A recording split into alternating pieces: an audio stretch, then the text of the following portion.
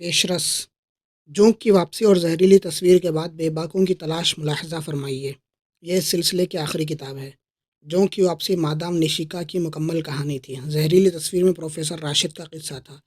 بے باکوں کی تلاش میں صبیحہ کی داستان اور انجمن کا طریقہ کار ملاحظہ فرمائیے۔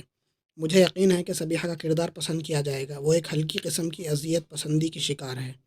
دوسروں کو جھلاہٹ میں مبتلا کر کے مسرور ہونا اس کی فطرت ثانیہ بن چکی ہے۔ سنگھی بھی اس کہانی میں ذہنی جنگ کے ماہر کی حیثیت سے نظر آئے گا۔ عمران اور وہ دونوں ہی ایک دوسرے کی طاق میں تھے، اس لیے شروع سے آخر تک ذہنی جنگ ہوتی رہی ہے۔ ذہنی جنگ میں بہت زیادہ دھینگا مشتی یا ٹھائیں ٹھائیں کا سوال ہی نہیں پیدا ہوتا، لیکن میرا خیال ہے کہ زیادہ تر پڑھنے والے اسی دھوم دھڑکے کے منتظر رہے ہوں گے، کیونکہ یہ اس سلسلے میں آخری مقابلہ تھا۔ کہانی ختم کرنے کے بعد آپ سوچیں گے کہ کئی معاملات کی وضاحت نہیں کی گئی۔ دیدہ دانستہ ایسا ہوا ہے، کہانی کی تکنیک اسی کی متقاضی تھی کہ کچھ سوالات کے جوابات پڑھنے والے خود ہی مرتب کریں۔ اکثر پڑھنے والے بعض بہت پرانے اور غیر اہم کرداروں کی واپسی کے مطالبے کرتے رہتے ہیں۔ مثال کے طور پر ابھی حال ہی میں ایک صاحبہ نے لاشوں کا آبشار والی کنول کی واپسی کی فرمائش کی ہے۔ اس سلسلے میں کیا عرض کیا جائے؟ ویسے اب اگر کنول واپس بھی آئی تو آپ بور ہو کر رہ جائیں گے، کیونکہ اس کے پیچھے کم از کم 7 عدد بچوں کی فوج بھی ہوگی۔ اب وہ اتنی زندہ دل اور کھلنڈری نہیں رہی۔ بچوں کو ہر وقت جھڑکنے اور آنکھیں دکھاتے رہنے کی وجہ سے چہرے کی شادابی اور شوخی رخصت ہو چکی ہے۔ شوہر پر طنز کرتے رہنے کے بنا پر آواز میں زہریلا پن پیدا ہو گیا ہے۔ کئی دن لباس نہیں تبدیل کرتی، زیادہ تر باورچی خانے میں سر کھپاتی رہتی ہے۔ بھلا بتائیے کیا حال ہوگا آپ کی جمالیاتی حس کا جب اسے برتن مانجتے دیکھیں گے، اور اس وقت تو آپ آنکھیں ہی بند کر لیں گے جب وہ برتن مانج چکنے کے بعد ہاتھوں کو تولیے سے خشک کرنے کے بجائے قمیض کے پیچھے دامن پر پھیرتی نظر آئے گی۔ ایسی ہی بہتیری باتیں جن سے آپ کا ذوق نظر مجروح ہو سکتا ہے، اس لیے خاص کرداروں کے علاوہ دوسرے کردار نئے ہی چلنے دیجیے۔ ویسے انور اور رشیدہ کے سلسلے میں آپ کی خواہش ضرور پوری کی جائے گی۔ عرصے سے سوچ رہا ہوں کہ انور اور رشیدہ کا بھی ایک ضخیم ناول پیش کیا جائے، لیکن دیکھیے کب موقع ملتا ہے۔ ناک میں دم کر رکھا تھا گھر بھر کا، وہ ایسی ہی تھی۔ ایم اے کے پہلے سال میں پڑھتی تھی، فلسفہ لے رکھا تھا۔ باپ آزاد خیال اور جدت پسند تھے، اور ماں اول درجے کی قدامت پسند۔ نقاب ڈالے بغیر گھر سے باہر نہیں نکلتی تھی، اور شوہر پر خار کھاتی تھی کہ بیٹی کو اتنی آزادی کیوں دے رکھی ہے۔ صبیحہ نے انہیں اتنا پریشان کیا تھا کہ قریب مامتا کے جذبات ہی فنا ہو کر رہ گئے تھے، اور اب وہ ان کے لیے ایک ایسی ہستی بن کر رہ گئی تھی جس کی صورت دیکھتے ہی غصہ آ جانا لازمی تھا۔ باپ کبھی کسی مسئلے میں دخل نہیں دیتے تھے، کچھ بھی ہو رہا ہو ان کے کان پر جوں نہیں رینگتی۔ صبیحہ کی شوخیوں پر صرف مسکرا کر رہ جاتے تھے، کبھی اس سے کسی بات کی باز پرس نہیں کی تھی۔ اگر وہ اپنے کسی بوائے فرینڈ کو بھی گھر پر بلا لیتی تو شاید انہیں اعتراض نہ ہوتا۔ ویسے صبیحہ نے کبھی ایسا کیا نہیں تھا ہی نہیں کوئی بوائے فرینڈ، وہ تو محض اپنی ماں اور نانی کو جلانے کے لیے کسی سہیلی کے بھائی کا تذکرہ لے بیٹھتی۔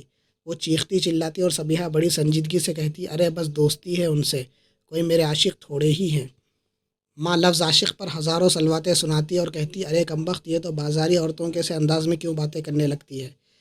اس پر وہ بڑے فلسفیانہ انداز میں انہیں سمجھاتی کہ عاشق کو عاشق ہی کہیں گے، ناشتہ دان نہیں۔ ویسے اگر ناشتہ دان کہنے سے مفہوم پورا ہو جائے تو مجنوں لیلا کا عاشق تھا کہنے کے بجائے مجنوں لیلا کا ناشتہ دان تھا بھی کہہ سکتی ہے۔ ایسی باتوں پر انہیں اس زور سے غصہ آتا کہ ان کی زبان ہی بند ہو جاتی، اور پھر نانی جو شروع کرتی گالی اور کوسنے تو ہنستے ہنستے اس کے پیٹ میں بل پڑ جاتے۔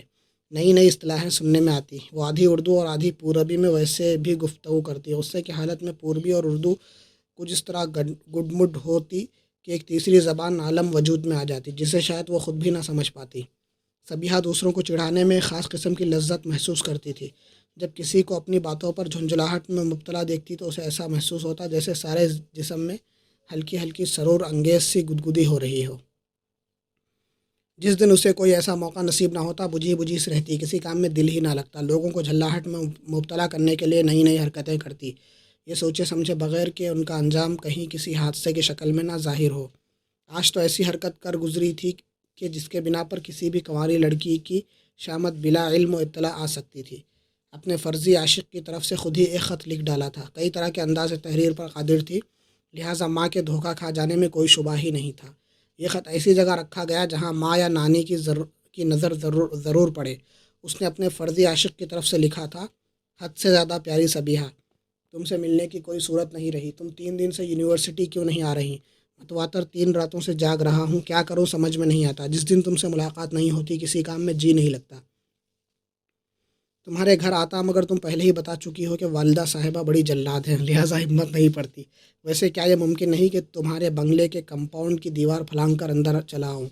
بھائی میں تو آج رات کو یہی کروں گا، خواہ کچھ ہو۔ 11 بجے رات کو کمپاؤنڈ ہی میں ملنا۔ تم پہلے ہی بتا چکی ہو کہ تمہارے یہاں کتے نہیں ہیں، پھر کیا ڈر ہے کسی کا؟ کانوں کان خبر نہ ہوگی۔ ویسے مجھے اس کا علم ہے کہ تمہارے پاپا دورے پر گئے ہوئے ہیں۔ فقط تمہارا اختر۔ بہرحال خط ماں کے ہاتھ لگا، پڑھ کر سناٹے میں رہ گئی۔ وہ چھپ کر انہیں دیکھ رہی تھی۔ تھوڑی دیر تک وہ سر تھامے بیٹھی رہیں، پھر اپنی ماں کے پاس گئیں۔ صدمہ بھی تھا اور غصہ بھی، دونوں میں کچھ خسر پسر ہوئی اور پھر صبیحہ نے دونوں کے رونے کی آواز سنی۔ بڑی بھی تو باقاعدہ بین کر رہی تھی، لیکن کیا کہہ رہی تھی یہ اس کی سمجھ میں نہیں آ رہا تھا۔ البتہ اپنے منہ میں دوپٹہ ٹھوس ٹھوس کر ہنسی روکنے کی کوشش کرتی رہی تھی۔ چھوٹے بھائی بہن اسکول گئے ہوئے تھے، ورنہ پورا بنگلہ ماتم کدا بن کر رہ جاتا۔ وہ خود آج کئی دنوں سے یونیورسٹی نہیں گئی تھی، موڈ نہیں تھا۔ 1 گھنٹے بعد دونوں خواتین کمرے سے باہر آئی تھی۔ دونوں کی آنکھوں پر ورم سا آ گیا تھا، ناکیں سرخ ہو رہی تھی۔ صبیحہ نے دور سے دیکھا اور کنائی کاٹ کر دوسری طرف نکل گئی۔ ڈر تھا کہ سامنا ہونے پر اسے ہنسی نہ آ جائے۔ وہ تو اس کی منتظر تھی کہ اب وہ دونوں اس پر گرجے برسیں گی، لیکن ایسا نہ ہوا۔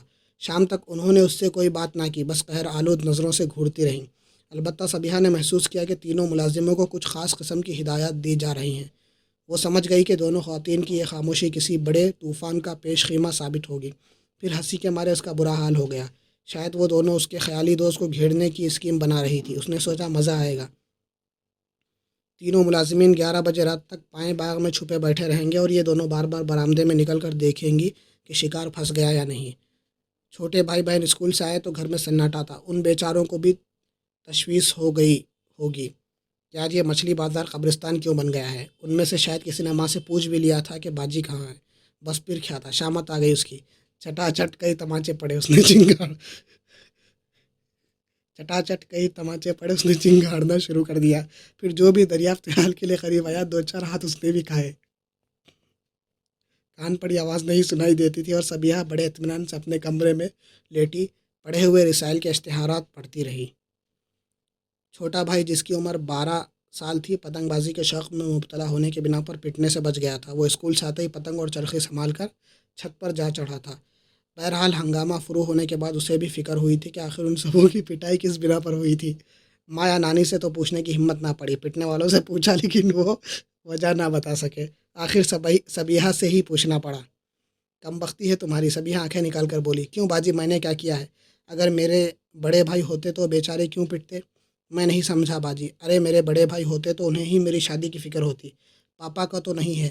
ممی کو اس کا بڑا قلق ہے، کہہ رہی تھی کہ اگر انور بڑا بھائی ہوتا تو اب تک کبھی کہ صبیحہ بیاہی جا چکی ہوتی۔ ان حضرت کو تو فکر ہی نہیں کسی بات کی۔ لیکن ٹلو پپو اور گڈو کیوں پٹ گئے؟ وہ تینوں کہہ بیٹھے تھے کہ ہم جا رہے ہیں باجی کے لیے دلہا ڈھونڈنے۔ واقعی؟ صبیحہ نے تحیر آمیز سنجیدگی سے پوچھا۔ یس سر۔ اچھا تو جاؤ، شاباش۔ اس نے سوچا براہ راست ہنگامہ کے امکانات ہیں۔ وہ بھی چپکے سے اٹھ کر بھائی کے پیچھے پیچھے چلی آئی۔ یہاں بھائی ماں سے کہہ رہا تھا، آپ خواہ مخواہ پریشان ہوتی ہے ممی، پاپا کو فکر نہ ہو، مجھے تو ہے۔ کاہے کی فکر؟ وہ جھلا کر پلٹی۔ باجی کی فکر میں نے ڈھونڈ لیا ہے، چودھری اللہ رکھا مویشی خانے کے منشی ہیں۔ قبل اس کے کہ وہ کچھ کہتی، صبیحہ نے چہک کر پوچھا، اچھا بڑی بڑی مونچھیں ہیں یا نہیں؟ شلوار پہنتے ہیں کہ تہمت؟ ٹھہر تو جا حرافہ۔ دفعتاً نانی جوتی اتارنے کے لیے جھکی اور وہ اچھل کر بھاگی۔ اب نانی اور ماں دونوں اس کے پیچھے دوڑ پڑی تھی۔ وہ کتکڑے لگاتی ہوئی برآمدے سے گزر کر پائیں باغ میں چلی آئی اور وہ دونوں برآمدے میں ہی کھڑی ہانپتی رہ گئیں۔ پھر آ گئی شامت اس بھائی کی جسے بہن کی فکر تھی۔ ماں نے اسے دونوں ہاتھوں سے پیٹنا شروع کر دیا تھا اور صبیحہ لان پر اوندھی پڑی بے تحاشا ہنس رہی تھی۔ پھر رات تک ہنگامہ ہی رہا تھا اور تینوں ملازمین پائیں باغ کے کسی گوشے میں چھپے بیٹھے تھے۔ ماں اور نانی بار بار بیرونی برآمدے تک جاتی اور پھر واپس آ جاتی۔ صبیحہ بھی کبھی کبھی ان کی لا علمی میں ادھر ادھر جھانک آتی۔ پھر 10:30 بجے وہ بھی خود کو بے چین ظاہر کرنے کی کوشش کرنے لگی۔ ان دونوں کی دانست میں بھی کئی بار بیرونی برآمدے تک گئی اور پھر اپنے کمرے میں واپس آ گئی۔ ماں اور نانی اسے قہرآلود نظروں سے گھور رہی تھی۔ پھر 11 بج گئے اور ایک ملازم دوڑتا ہوا آیا اور اس کی ماں سے بولا، بیگم صاحب وہ باہر فٹ پاتھ پر کھڑا ہوا ہے، دیوار پر چڑھے تو پکڑ لیں۔ صبیحہ برابر والے کمرے سے سن رہی تھی۔ ہنسی روکنے کے لیے اسے منہ میں دوپٹہ ٹھوسنا پڑا۔ نوکر کو سرگوشیوں میں کچھ ہدایات ملی اور پھر وہ واپس چلا گیا۔ صبیحہ نے سوچا کہ اب اسے بھی بیرونی برآمدے کی طرف جانے کے لیے بیتابی ظاہر کرنی چاہیے۔ وہ دبے پاؤں چوروں کی طرح راہدری کی طرف بڑھی، لیکن ماں اور نانی صدر دروازے کے درمیان حائل نظر آئیں۔ وہ اس طرح ٹھٹک گئی جیسے چوری کرتے پکڑی گئی ہو۔ کہاں چلی؟ ماں نے ہاتھ نچا کر زہریلے لہجے میں پوچھا۔ وہ ارے مم، مطلب یہ کہ دل الجھ رہا ہے، ذرا ٹہلوں گی، اس نے رک رک کر ہانپتے ہوئے کہا۔ بوکھلاہٹ کی بڑی شاندار ایکٹنگ کر رہی تھی۔ چل بیٹھ، وہ ہاتھ جھٹک کر بولی، ورنہ آج کھال ہی گرا دوں گی، پھر دیکھوں گی کہ بابا جان میرا کیا بگاڑ لیتے ہیں۔ شہ دے دے کر سانڈ بنا دیا چھچندر کو۔ لینگویج پلیز ممی، اس نے کسی قدر برا مان کر کہا۔ ٹھہر تو لینگویج پلیز کی بچی، وہ ہاتھ اٹھا کر اس کی طرف لپکی۔ پھر وہ جو وہاں سے بھاگی تو اپنے کمرے ہی میں آ کر دم لیا، دروازہ مقفل کر کے بستر پر لوٹنے لگی۔ ہنسی کے مارے سانس نہیں سما رہی تھی، پیٹ دبا دبا کر ہنستی رہی۔ ادھر بیگم صاحبہ کچھ دور تو دوڑی تھی، پھر بیرونی برآمدے کی طرف پلٹ گئی تھی۔ صبیحہ سوچتی اور ہنستی رہی، کیا چھکایا، اب 12 بجے تک کے لیے فرصت ہوئی اور وہ کمبخت میرا نہ جانے کس بیچارے کو تاک بیٹھا ہے۔ انتظار ہو رہا ہے کہ دیوار پھاندے اور وہ اسے دھر لیں۔ پاپا اگر موجود ہوتے تو یہ شرارت کامیاب نہ ہو سکتی، کیونکہ وہ اچھی طرح جانتے تھے کہ وہ کئی طرح کی طرز تحریر پر قادر ہے اور خود ہی انہیں اپنے کمالات دکھا چکی تھی۔ اگر پاپا کے سامنے خط پیش بھی کیا گیا تو وہ اس قسم کی دوسری تحریر ان کے سامنے ہی گھسیٹ کر رکھ دے گی۔ تھوڑی دیر تک وہیں لیٹی رہی، پھر دروازہ کھول کر جھانکا ہی تھا کہ یک بیک شور سنائی دیا۔ پکڑ لیا بیگم صاحبہ، دونوں نے بیک وقت ہانک لگائی تھی۔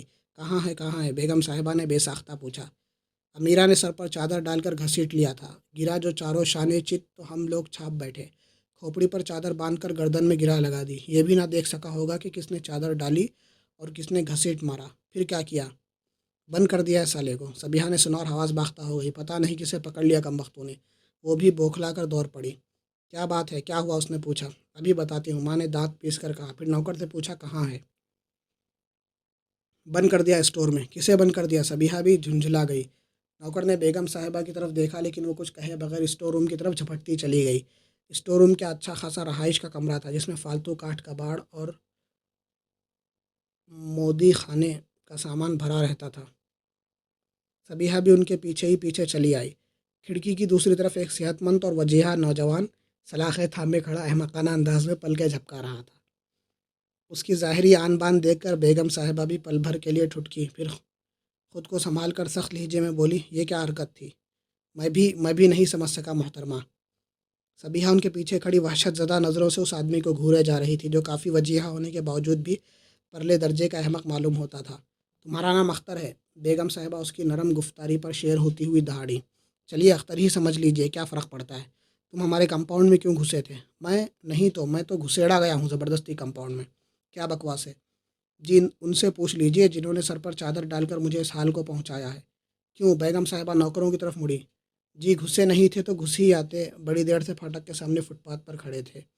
صبیحہ کا دل اور شدت سے دھڑکنے لگا۔ وہ سوچ رہی تھی کہ کہیں پولیس کیس نہ بن جائے، شرارت دھری رہ جائے گی۔ اب کیا ہوگا؟ بہرحال تم اختر ہو؟ جی ہاں میں اختر ہوں۔ تم لوگ جاؤ یہاں سے، وہ ملازموں کی طرف مڑ کر بولی۔ ملازم چلے بھی گئے، لیکن صبیحہ وہیں کھڑی رہی۔ بیگم صاحبہ کے انداز سے ایسا معلوم ہو رہا تھا جیسے انہیں وہاں صبیحہ کی موجودگی کا علم ہی نہ ہو۔ بیگم صاحبہ مقید نوجوان کو چند لمحے قہر آلود آنکھوں سے گھورتی رہی، پھر ڈپٹ کر پوچھا، تم صبیحہ کو خطوط لکھتے رہتے ہو؟ جی ہاں، اس نے احمقانہ سعادت مندی کے اظہار میں سر کو جنبش دی۔ صبیحہ کا منہ حیرت سے کھل گیا۔ کیوں لکھتے ہو؟ بیگم صاحبہ دانت پیس کر بولی۔ بس جی چاہتا ہے کہ بچے میں تمہیں جیل میں سڑا دوں گی۔ اب جو کچھ بھی ہو، میں تم پر چوری کا بھی الزام لگاؤں گی۔ آپ اپنے ہاتھ سے میرا گلا دبا دیجیے گا، مگر میں تو لکھوں گا خطوط۔ چپ رہو کمینے ذلیل۔ جی اچھا، احمق نے پھر سعادت مندی کا اظہار کیا۔ صبیحہ کا سر چکرانے لگا، سٹی گم ہو گئی۔ جس اختر کی طرف سے اس نے خود کو خط لکھا تھا، اس کا سرے سے کوئی وجود ہی نہیں تھا، لیکن یہ آدمی کون ہے؟ یہ کیوں اتنا بڑا الزام اپنے سر لے رہا ہے؟ اس کی بھی پرواہ نہیں کہ اسے پولیس کے حوالے کر دیا جائے گا۔ یک بیک صبیحہ جی کڑا کر کے آگے بڑھی اور بولی، تم کون ہو؟ میں تمہیں نہیں جانتی، تم نے کبھی مجھے خطوط نہیں لکھے۔ قبل اس کے کہ وہ کچھ کہتا، بیگم صاحبہ کا الٹا ہاتھ صبیحہ کے منہ پر پڑا اور وہ لڑکھڑاتی ہوئی پیچھے ہٹ گئی۔ اس کے بعد تو اسے پتہ ہی نہ چل سکا کہ وہ دونوں ہاتھ بیگم صاحبہ کے تھے یا کسی مشین کے ذریعہ چلنے والے ہتھوڑے کے، جو تڑا تڑ اس پر وار کیے جا رہے تھے۔ نانی پاس ہی کھڑی گالیوں اور کوسنوں کے ڈونگرے برساتی رہیں۔ بیگم صاحبہ جب اسے اچھی طرح پیٹ چکی تو نہ جانے کیوں خود ہی رونا شروع کر دیا اور دوسرے رہائشی حصے کی طرف چلی گئی۔ نانی بھی ان کے پیچھے جھپٹی تھی، لیکن صبیحہ پھر کھڑی ہو کر اس مخبوط الحواس نوجوان کو گھورے جا رہی تھی۔ مجھے اس پر حیرت نہیں ہے، نوجوان نے جلدی جلدی پلکیں جھپکاتے ہوئے کہا۔ میری ممی تو ان سے بھی زیادہ تیز ہے۔ تم کون ہو؟ اختر علی صدیقی۔ یہاں کیوں آئے تھے؟ میں یہاں خود نہیں آیا، لایا گیا ہوں۔ کسی نے پیچھے سے سر پر چادر ڈال کر گھسیٹ لیا۔ ہمارے پھاٹک کے سامنے کیوں کھڑے تھے؟ اپنے دوست چودھری عبداللطیف کا بنگلہ تلاش کر رہا تھا۔ دوپہر سے یہ وقت آ گیا۔ عادل آباد میں اس کے علاوہ اور کسی کو نہیں جانتا۔ تو تم پردیسی ہو؟ جی ہاں۔ یہاں آس پاس کوئی عبداللطیف نہیں رہتا، صبیحہ نے ذہن پر زور دیتے ہوئے کہا۔ پھر چونک کر بولی، تم نے خواہ مخواہ یہ کیوں کہہ دیا کہ مجھے خطوط لکھتے رہے ہو؟ نہیں تو؟ نوجوان نے حیرت سے آنکھیں پھاڑتے ہوئے کہا، میں نے تو نہیں کہا۔ انہوں نے پوچھا تھا کہ تم صبیحہ کو خطوط لکھتے رہے ہو؟ میں نے کہا جی ہاں۔ یہ کیوں کہہ دیا؟ میں جھوٹ نہیں بول سکتا، ممی کہتی ہیں جھوٹے کے منہ سے بروز قیامت بدبو آئے گی۔ میں صبیحہ ہوں، سمجھے؟ وہ جھنجھلا کر بولی۔ اوہ ارے واہ! نوجوان نے بے تحاشا ہنسنا شروع کر دیا۔ بدقت تمام ہنسی رکی تو بولا، لا حول ولا قوہ، میری کزن کا نام بھی صبیحہ ہی ہے، میں اسے خطوط لکھتا رہا ہوں۔ تم واقعی احمق معلوم ہوتے ہو، بالکل گھامڑ۔ اب جیل چلے جاؤ گے، دیکھ لینا۔ صبیحہ کو اس پر بے تحاشا غصہ آ رہا تھا۔ تب تو واقعی بہت برا ہوا، نوجوان برا سا منہ بنا کر بولا۔ دوپہر سے اب تک بھوکا ہوں، ٹرین پر جیب کٹ گئی، ٹکٹ بھی پرس میں تھا، ٹکٹ کلیکٹر نے رشوت مانگی تھی، کہاں سے دیتا؟ آخر اس نے سامان رکھوا لیا اور کہنے لگا، جاؤ اپنے دوست چودھری عبداللطیف سے پیسے لے کر آؤ، تب سامان دوں گا۔ اوہ، تو کیا تمہیں صحیح پتہ نہیں معلوم اپنے دوست کا؟ ایک بار پہلے بھی آ چکا ہوں، اسی لیے بستی کا نام یاد رکھنے کی بھی ضرورت نہیں محسوس کی تھی، اور اب تو ہر ایک سے پوچھتا ہوں کہ جاؤں کدھر کو میں؟ بھوک کے مارے دم نکل رہا ہے۔ میں کیا کروں، یہاں قفل لگا دیا گیا ہے اور چابی ممی کے پاس ہے۔ اور ڈیڈی کہاں ہے؟ نوجوان نے خوفزدہ لہجے میں پوچھا۔ ڈیڈی ہوتے تو اس کی نوبت ہی نہ آنے پاتی۔ میں نہیں سمجھا، میں کیا کروں؟ صبیحہ مستربانہ انداز میں بڑبڑائی۔ آپ کیا کرنا چاہتی ہیں؟ آپ ایک غلط فہمی کے بنا پر اس طرح پکڑے گئے ہیں، لیکن ممی یقین نہیں کریں گی۔ کس بات پر یقین نہیں کریں گی؟ یہی کہ آپ وہ اختر نہیں ہیں، اور پھر آپ کی کوئی کزن صبیحہ بھی ہے۔ بالکل سمجھ میں نہیں آیا۔ اچھی بات ہے، آپ مجھے یہیں بند رہنے دیجئے، لیکن کچھ کھلوا تو دیجئے، ورنہ اب میں بھوک کے مارے بے ہوش ہو جاؤں گا۔ دفعتاً پشت سے نانی کی آواز آئی، اے لو، یہ حرافہ تو کھڑی اس سے باتیں کر رہی ہے، کیا فائدہ ہوا؟ پھر انہوں نے تینوں نوکروں کو آوازیں دی، جو دوسرے ہی لمحے میں وہاں پہنچ گئے۔ نانی انہیں لے کر آگے بڑھی اور صبیحہ کو پیچھے دھکیلتی ہوئی بولی، مارو صورت حرام کو۔ مار چکے صورت حرام کو، اجنبی نوجوان نے چڑھاوے کے سے انداز میں کہا۔ میں اتنا الو نہیں ہوں، اندر سے دروازے کی چٹخنی چڑھا دی ہے، مارنے سے پہلے انہیں دروازہ توڑنا پڑے گا۔ ادھر کے دروازے کی بھی چٹخنی چڑھا دی ہے، ہاں۔ نانی کو شاید اس انداز گفتگو کی توقع نہیں تھی، اس لیے ان کا منہ حیرت کے مارے کھلا ہی رہ گیا۔ نوکروں نے بھی خاموشی سے ایک دوسرے کی طرف دیکھا، لیکن زبان سے کچھ نہ کہہ سکے، کیونکہ نوجوان ظاہری رکھ رکھاؤ سے نہ تو نچلے طبقہ کا آدمی معلوم ہوتا تھا اور نہ کوئی لفنگا، لہٰذا انہیں تو محتاط رہنا ہی تھا۔ نانی ماں، آخر کیوں؟ یہ کون ہے؟ کیوں پکڑا گیا ہے انہیں؟ صبیحہ بھرائی ہوئی آواز میں بولی۔ چل یہاں سے، چل، نہیں تو سب کے سامنے جوتیاں لگاؤں گی۔ نانی نے آگے بڑھ کر اسے دھکیلنا شروع کیا۔ وہ معمر ضرور تھی، لیکن صبیحہ جیسی دس پر بھاری رہتی، بڑی اچھی صحت تھی، بیٹی کی بڑی بہن ہی معلوم ہوتی تھی۔ اسے اس کے کمرے تک دھکیل لائی۔ بیگم صاحبہ بھی اپنے کمرے سے نکل کر ساتھ ہو لی تھی، لیکن اس طرح چل رہی تھی جیسے خواب میں چل رہی ہوں۔ صبیحہ نے سوچا کہ اگر ان لوگوں نے اسے بھی اس کے کمرے میں بند کر دیا تو پتہ نہیں اس اجنبی کی کیا درگت بنائے۔ آزاد رہ کر وہ کم از کم ان کی کسی اسکیم میں رکھنا تو ڈال ہی سکتی تھی، ورنہ ہو سکتا ہے ان کا کوئی غلط فیصلہ کسی نئی مصیبت کا پیش خیمہ بن جاتا۔ دفعتاً ایک تدبیر سوجھ گئی۔ اس کے نتائج بھی تباہ کن ہو سکتے تھے، لیکن اتنے بھی نہیں کہ تھانے پولیس کی نوبت آ جاتی۔ بہرحال اس نے نانی کے شانے پکڑے اور انہیں جھنجھوڑ کر بولی، ان کی طرفداری ہو رہی ہے جو ابھی کل ہی بڑبڑا رہی تھی کہ چھاتی پر سوار ہے بیٹوں کے، یہاں نہیں جاتی۔ بڑی بھی یکلخت چونک پڑی، پلٹ کر بیٹی کی طرف دیکھا جو حیرت سے منہ کھولے کھڑی تھی۔ کہتی ہی رہتی ہیں، صبیحہ تڑ سے دوبارہ بولی۔ جہاں سنا کسی بہو کے بچہ ہونے والا ہے، سر کے بل دوڑی چلی جاتی ہیں، چاہے میں مر ہی کیوں نہ رہی ہوں۔ ارے ناشدنی، کیوں؟ بیگم صاحبہ اس سے زیادہ نہ کہہ سکی، کیونکہ بڑی بھی چیخنے لگی تھی۔ بس بس، وہ جھوٹی نہیں ہے، اور چاہے جیسی ہو، کیا میں تجھے نہیں جانتی ہوں؟ ساری خصلتیں پھوپھیوں کی پائی ہیں تو نے، اور نوکروں کے سامنے بڑبڑاتی ہیں۔ صبیحہ نے ٹکڑا لگایا۔ بیگم صاحبہ آپے سے باہر ہو گئی، گھوسا تان کر جھپٹی، لیکن بڑی بھی ان کے درمیان آتی ہوئی زہریلے لہجے میں بولی، جھوٹ کہہ رہی ہے تو چراغ پا ہونے کی کیا ضرورت ہے؟ ارے اماں یہ کمینی کتیا، بس بس خبردار، جو سے کچھ کہا، لعنت ہے تجھ پر اور تیرے گھر پر، اب جو کبھی قدم رکھوں۔ ارے اماں سنو تو صحیح۔ لیکن بڑی بھی ان کی بھی سننے کے بجائے چیختی چنگھاڑتی ہوئی اپنے کمرے کی طرف چلی گئیں، اور صبیحہ نے اپنے کمرے میں گھس کر دروازہ بند کر لیا۔ وہ اچھی طرح جانتی تھی کہ اب پوری رات کسی نہ کسی قسم کے ہنگامے کی ہی نظر ہوگی۔ نکل کمبخت، نکل باہر، آج زندہ نہیں چھوڑوں گی، دیکھتی ہوں کوئی میرا کیا بگاڑ لے گا، بابا جان آ کر تیری لاش ہی دیکھیں گے۔ وہ دروازہ پیٹنے لگی۔ اس سے پہلے ہی یہاں پولیس پہنچ جائے گی، صبیحہ نے اندر سے کہا۔ آپ نے خواہ مخواہ کسی شریف آدمی کو پکڑوا کر بند کر دیا ہے، اب تو وہ حرام زادہ بند ہی رہے گا، تاکہ وہ بھی آ کر بیٹی کے کرتوت دیکھ لے جنہوں نے اتنی ڈھیل دے رکھی ہے۔ میرے کیسے کرتوت؟ اس میں تو نہیں جیت سکے گی، اس مردود کا خط میرے پاس موجود ہے، جیل بھجواؤں گی۔ کیا اس نے آپ کو کوئی خط لکھا ہے؟ چپ حرامزادی حرافہ، وہ حلق پھاڑ کر دہاڑی اور انہیں کھانسی آنے لگی۔ اتنے میں پشت سے بڑی بی کی آواز آئی۔ کیوں پیچھے پڑی ہے اس کے؟ میں کل ہی یہاں سے منہ کالا کر جاؤں گی۔ ارے اماں یہ جھوٹی ہے، بیگم صاحبہ کھانستی ہوئی بولی۔ وہ روحان سی بھی ہو گئی تھی۔ چلو جھوٹی ہی صحیح، کلیجہ نہ کھاؤ اس کا، تم بڑی صاف دل اور نیک طینت ہو۔ اماں قسم لے لیجئے وہ ناشدنی، بند کر زبان۔ بڑی بھی دہاڑی اور بیگم صاحبہ جلدی جلدی وہاں سے چلی ہی گئی۔ صبیحہ نے ان کے قدموں کے دور ہوتی ہوئی چاپ سن کر ہی دروازہ کھولا تھا۔ وہ سوچ رہی تھی کہ تیر نشانے پر بیٹھا ہے، شاید کام بن جائے۔ سوچ ہی رہی تھی کہ پیروں کے قریب کنجی گرنے سے کھناکا ہوا اور نانی کی آواز سناٹے میں گونجی، لے نکال جا کر اس خدائی خور کو۔ اور پھر وہ بھی رہائشی کمروں کی طرف چلی گئی۔ صبیحہ نے کنجی اٹھا کر مٹھی میں دبا لی اور کچھ دیر وہیں کھڑی خیالات میں کھوئی رہی، پھر اسٹور روم کی طرف روانہ ہو گئی۔ اجنبی نوجوان کھڑکی کی سلاخیں پکڑے کھڑا تھا اور تینوں ملازم اسے اس طرح دیکھ رہے تھے جیسے وہ کوئی عجوبہ ہو۔ تم لوگ جاؤ یہاں سے، صبیحہ نے غصیلے لہجے میں کہا۔ نہیں، رہنے دیجیے، اجنبی سلاخوں کی دوسری طرف سے بولا۔ دیکھنے دیجیے، ایسا لگتا ہے جیسے ٹکٹ لے کر دیکھنے آئے ہوں۔ سنا نہیں تم لوگوں نے؟ صبیحہ نے دوبارہ انہیں للکارا اور وہ چپ چاپ کھسک گئے۔ پھر وہ اجنبی کی طرف متوجہ ہو کر بولی، میں کنجی لائی ہوں۔ اوہ، تو اب آپ مجھے باہر کریں گی؟ اجنبی نے خوفزدہ لہجے میں پوچھا۔ ہاں کیوں؟ مقدر ہی خراب ہے اپنا، اجنبی نے ٹھنڈی سانس لے کر کہا۔ اس طرح پکڑے جانے پر بے حد خوش تھا کہ چلو رات بسر کرنے کی جگہ تو نصیب ہی ہو گئی، شاید کچھ روکھی سوکھی کھانے کو بھی مل جائے۔ میں کھانا کھلاؤں گی آپ کو، لیکن اگر آپ رات بھر یہاں بند رہ گئے تو پھر آپ کو اس وقت تک یہاں بند رہنا پڑے گا جب تک کہ ڈیڈی نہ آ جائیں۔ کیوں آخر اس کی وجہ؟ میں نے کسی فرضی اختر کی طرف سے اپنے نام ایک عشقیہ خط لکھا تھا ممی کو جلانے کے لیے۔ وہ پرانے خیالات کی ہیں، پاپا الٹرا ماڈرن ہیں، انہوں نے مجھے آزادی دے رکھی ہے، ممی اس پر کوڑتی ہیں، لہٰذا میں انہیں اور زیادہ جلایا کرتی ہوں۔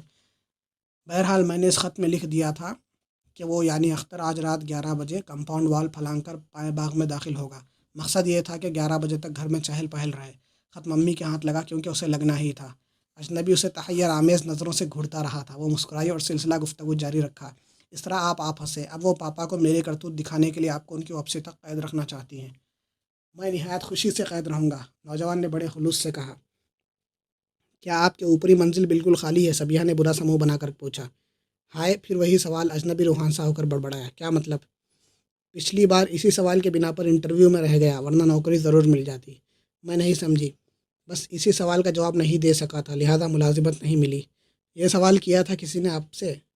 صبیحہ نے تحیر آمیز شوخی کے ساتھ پوچھا۔ اجنبی نے بے بسی سے اسبات میں سر ہلا دیا۔ تو آپ جواب نہیں دے سکے تھے؟ سوال ہی سمجھ میں نہیں آیا تھا۔ سوال کا مطلب یہ ہے کہ آپ کی کھوپڑی عقل سے خالی ہے؟ یہ پوچھا تھا اس مردود نے؟ اجنبی کی آواز غصیلی تھی۔ اور میں نے بھی یہی پوچھا ہے، صبیحہ آنکھیں بند کر کے مسکرائی۔ میں تھپڑ مار دوں گا، سمجھی؟ اس نے سلاخوں کے درمیان سے ہاتھ باہر نکالنے کی کوشش کی۔ شٹ اپ، اب تو چاہے بھوکا مرنا پڑے، میں تمہیں ماروں گا ضرور۔ بلاؤ نوکروں کو۔ ارے جاؤ، بہت دیکھے ہیں، دھوکے سے پکڑ لیا ورنہ مار کر تینوں کی چٹنی بنا دیتا۔ خفا ہونے کی ضرورت نہیں ہے بدھو میاں۔ کیا کہا بدھو میاں؟ میرا نام اختر پرویز ہے۔ اختر پرویز صاحب، براہ کرم کچھ دیر کے لیے بکواس بند کیجیے، باہر تشریف لائیے، شاید میں آپ کے لیے کچھ مہیا کر سکوں۔ چند سلائس اور تھوڑے سے پرچے۔ اتفاق سے ہمارے یہاں سبھی پیٹو ہیں، اس لیے کچھ بچنے بچانے کا سوال ہی نہیں پیدا ہوتا۔ اکثر ملازموں کو تنوری روٹیوں کے ساتھ لہسن کی چٹنی کھانی پڑتی ہے۔ میں تو باہر نہیں آؤں گا، ہرگز نہیں، مجھے نیند بھی آ رہی ہے۔ اس شہر میں اجنبی ہوں، نوکری کی تلاش میں آیا تھا۔ واہ کیا نام ہے شہر کا، عادل آباد! اور کوئی بھی انصاف پسند نہیں۔ کیا مطلب؟ کیسا انصاف چاہتے ہیں آپ؟ یہی کہ زبردستی پکڑوایا ہے تو اب 2 4 دن تو قیام کرنے دیجیے۔ میرے پاپا ڈپٹی کلکٹر ہیں، کھال کھچوا لیں گے۔ ابھی تو آپ کہہ رہی تھی کہ بہت آزاد خیال ہے۔ اب اتنے بھی نہیں کہ میرے کسی عاشق کو برداشت کر لیں۔ میں زبردستی تو عاشق ہوا نہیں، آپ ہی لوگوں نے پکڑوا لیا ہے۔ پیٹ بھر روٹی ملے تو شاید عاشق بھی ہو جاؤں۔ یہ بکواس بند کرو مسٹر، میں بدتمیزی پسند نہیں کرتی۔ اگر عاشقی بدتمیزی ہوتی تو نصابی کتابوں میں اس کا ذکر نہ ملتا۔ میر اور غالب بدتمیز کہلاتے۔ ہوش میں ہو یا نہیں؟ پاسبان عقل نے اس وقت دل کو تنہا چھوڑ دیا ہے۔ سچ کہہ رہی ہوں، نوکروں کو بلا کر مرمت کروا دوں گی۔ ضرور بلاؤ، لیکن ان کی ٹوٹ پھوٹ کی ذمہ داری بھی تم پر ہی ہوگی۔ صبیحہ نے آگے بڑھ کر قفل میں کنجی لگائی اور دروازہ کھل گیا۔ وہ غصیلے لہجے میں بولی، نکلو۔ سارے شہر میں تم سے اپنے عشق کا اعلان کرتا پھروں گا۔ اجنبی نے دھمکی دی۔ مجھے دھمکی دے رہے ہو؟ صبیحہ آنکھیں نکال کر بولی۔ مرتا کیا نہ کرتا، مجھے رات بسر کرنے کے لیے جگہ اور پیٹ بھرنے کے لیے روٹی چاہیے۔ اچھا بابا، بور مت کرو۔ پھاٹک کے بائیں جانب مالی کی کوٹری خالی ہے، جا کر دبک رہو، میں روٹی بھی پہنچاؤں گی۔ پیچھا چھوڑو کسی طرح۔ ہاں یہ ٹھیک ہے، اجنبی سر ہلا کر بولا۔ صبیحہ نے چپ چاپ اسے اسٹور روم سے نکال کر پائیں باغ میں پہنچا دیا۔ وہ مستقل طور پر اس کے متعلق سوچے جا رہی تھی۔ سورج سے احمق ضرور معلوم ہوتا ہے، لیکن کسی اچھے ہی خاندان کا تعلیم یافتہ فرد ہے۔ بیچارے کا سامان ریلوے اسٹیشن پر پڑا ہوا ہے۔ اسے اس سے پوچھنا چاہیے کہ ٹکٹ کلیکٹر کا مطالبہ کیا ہے۔ اسے اس کی مدد کرنی چاہیے۔ خواہ مخواہ بیچارہ اس کی ایک شرارت کا شکار ہو گیا۔ شریف آدمی معلوم ہوتا ہے، کوئی اور ہوتا تو پتہ نہیں کیا طوفان برپا کرتا۔ وہ سوچتی اور اس کے لیے کھانے پینے کی چیزیں تلاش کرتی رہی۔ بیگم صاحبہ اور بڑی بھی اپنے اپنے کمروں میں بند ہو کر سو گئی تھی، اس لیے عمارت میں سناٹا تھا۔ وہ بہت احتیاط سے مالی کی کوٹری کی طرف چل پڑی۔ سوچ رہی تھی کہ وہ پھر کچھ کہے گا، لیکن ایسا نہیں ہوا۔ آخر وہ وہاں سے چلی ہی آئی۔ یہ اور بات ہے کہ مستقل طور پر اس کے متعلق سوچے جا رہی تھی۔ شرارت کر بیٹھی تھی، لیکن حقیقتاً اتنی دلیر بھی نہیں تھی کہ انجام کی پرواہ نہ ہوتی۔ اس سے کہیں زیادہ فکر تھی ماں اور نانی کے درمیان جھگڑے کی، جو خاندانی زندگی کے لیے پریشان کن ہوتا۔ اب اس وقت پوری عمارت میں سناٹا تھا اور بستر پر لیٹی بے چینی سے کروٹیں بدل رہی تھی۔